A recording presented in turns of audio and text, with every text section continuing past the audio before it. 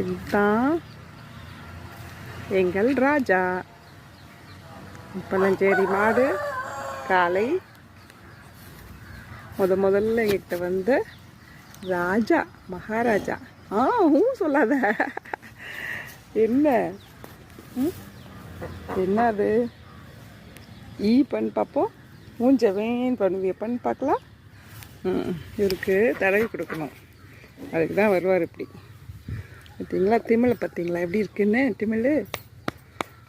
ராஜா, இதுவும் சாது தான்.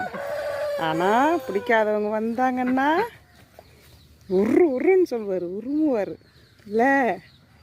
இல்லை ராஜா, அப்படி தானே? வைக்கோல் வேணுமா? தரேன் இரு.